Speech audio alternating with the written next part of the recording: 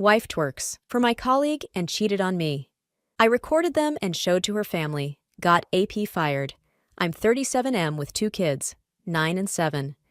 My wife, Sophia, 35F, and I have been married for 12 years. Sophia comes from an affluent family with her father and brothers in judiciary and law. Sophia had also pursued law, but she dropped off in between because she didn't enjoy it. I make good money for us to have a comfortable life. I work as an engineer at a shipping yard. We have a very normal life with kids, family, and friends. A week ago, one of the maintenance guys, John, was leaving the workplace, and we had organized a small farewell for him. He was in a junior position in our department, but had been very helpful to us. He used to go above and beyond his job responsibilities to help me out. After the farewell at the office, he came and hugged me. He got emotional. Then he asked me if I would like to go out for a drink with him that evening. I usually don't hang out a lot with my coworkers, but I couldn't refuse his honest request. So we went out. I told him I had a curfew hour to reach home by 10, so I wouldn't get spoiled too much.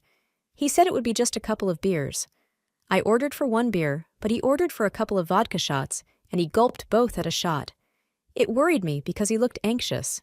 He said he wanted to tell me something, but I have to promise that I wouldn't flip out and would investigate the matter before jumping into it. I said sure.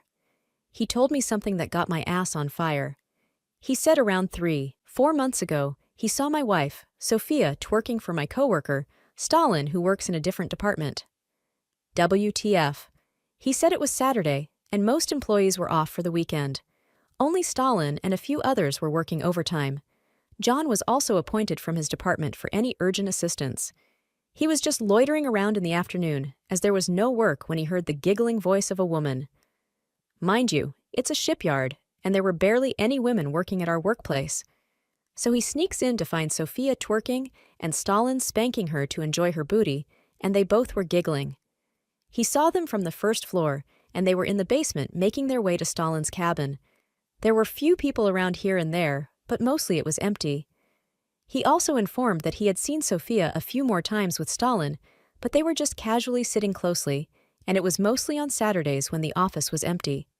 I asked him why he didn't tell me before. He said he was scared because he was a junior employee, but Stalin was a senior manager. Also, there was a certain ambiguity to what he had seen. They were in their full clothes, walking to his cabin in the basement, and besides, he had no evidence of anything explicit happening between them. Now that he was leaving, he felt safe to inform me so that I could be alert. I sat there in silence, not sure how to process this. I thanked him for the information and left. I have no clue what to do next. I have no evidence of her cheating. I don't even know if it was cheating or if it was just what he had seen and nothing else. What I know is that I cannot confront Sophia without evidence. I have to dig into the truth before taking any further steps. The incident that he narrated is from 3 to 4 months back. Now, if I confront Sophia or Stalin about this, they are just going to lie about it. Update 1. Hey there! Before jumping into the update, let me give the clarification people have been asking for on my last post. Some of the most common ones were, how did my wife get introduced to my colleague? What was she doing at my workplace, and where was I at that time? I think this would have started in November 2022 when Sophia accompanied me to my office party. It was a 25th anniversary celebration of my company.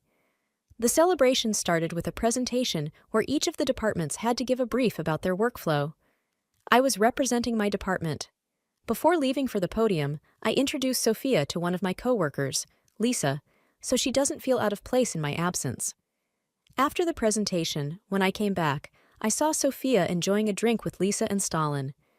On seeing me, Stalin chuckled, "Oh, you lucky man. You have such a gorgeous wife. Now I know why you rush home after work and don't hang out with coworkers." I smiled and thanked him. It wasn't the first time people were swooning over Sophia's charm. She is indeed a very gorgeous woman, the kind that stands out in a crowd. Yes. There was one more thing about Sophia that she enjoyed that attention. I mean, who doesn't enjoy compliments? But she sometimes went beyond her way to get attention, like posting bikini pictures on social media from our holidays. She had a public account with a considerable number of followers, and you know what kind of comments this bikini post attracts. I was initially a little insecure about this, but after 12 years of marriage and 2 kids with no red flags, I kinda took this normally. After that office party, Sophia exchanged numbers with Lisa, and they often used to hang out.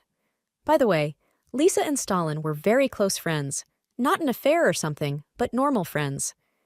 I might be picked up for saying this. Sophia got close to Lisa because they both were from the same ethnicity. I won't spell it to avoid any perception. Stalin was also from the same culture as them, and he also joined these girls sometimes. I'm not sure how much he was involved in their friendship because Sophia told me that it was just a one-off time when Stalin joined. Mostly it was just these girls. To dig out the truth, I thought of checking her phone, but it was password protected. I tried different combinations, but found no luck. Since that day, I have been closely noticing Sophia. I find her talking over the phone for hours. She had always been into this, talking to her friends and family for hours. I wasn't suspicious of her long phone calls until now.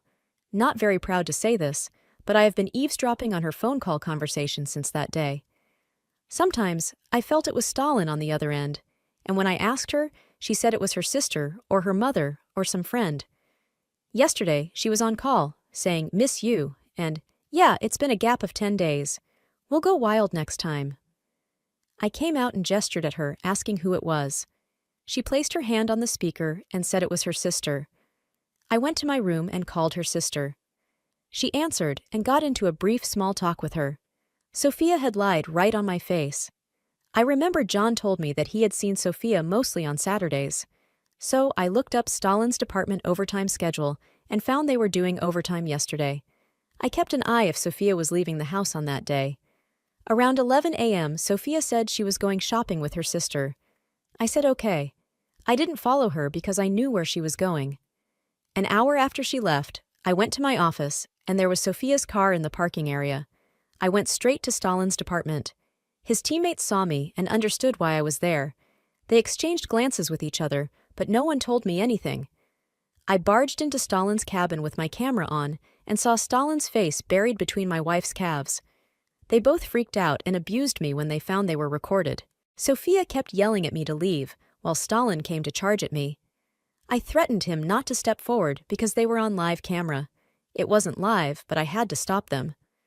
They got dressed up while Sophia kept cursing me and said she hated me and I didn't deserve a gorgeous and hot wife like her. I left after collecting enough evidence against them. I came back home, waiting for Sophia, but there's no sign of her since yesterday. She has just disappeared.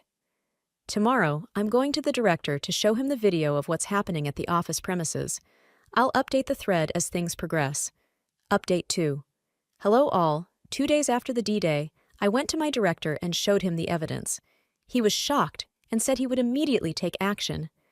I then went to Lisa and asked her straightforwardly, "You knew everything?" She already knew what had happened, and she didn't beat around the bush and said yes. She suggested that we discuss private matters outside the office, so we went to the attic. Before she said anything, I requested her to be honest. She said Stalin was eyeing Sophia right from the day he met her at the office party. He used to call her bootylicious and always expressed his desire to drill her from the back. He befriended her using Lisa. I was seething with anger and raised my voice at Lisa for coordinating this dirt. She stopped me saying, Sophia wasn't a child to have been manipulated into this. She loved the attention she got from Stalin. When he complimented her buttocks for the first time, she winked at him. Then he asked her if he could feel it, and she bent over for him, and he grabbed and shaked it from both hands. Lisa said she was shocked to see this. Later, she asked Sophia if she understood the consequences of her actions, and Sophia said, "I feel so good to hear those compliments after a long time. I wished he ate my cave with his tongue." Sophia also enjoyed being called bootylicious and other sexual remarks. She felt desirable when Stalin went crazy for her and grabbed her here and there, mainly bottoms. They frequently met at Stalin's house. He is divorced and lives alone. And sometimes she used to show up at Stalin's cabin. Apparently, Stalin felt the pump, grabbing her by the neck and banging her at his office table. My phone's recording was on all this while, in case Lisa changed her statement later. I wanted to throw up after these details. This was Monday. On Tuesday, I got a text from Sophia's mother telling me that Sophia showed up at her house on Saturday. She's neither talking about her stay nor ready to leave the house. She doesn't even talk about the children, and whenever my name pops up, she curses me under her breath. That's how they figured out that we may have fought. Instead of narrating the entire stuff, I just forwarded her the video clip. She went silent after that. On Thursday, I got a call from my father-in-law asking me to come over to their place to discuss the matter further. I went on Friday. They all were waiting for me, jamming up in the living room, Sophia, her parents, and 2 of her siblings. I was alone. Her father asked me what I wanted next.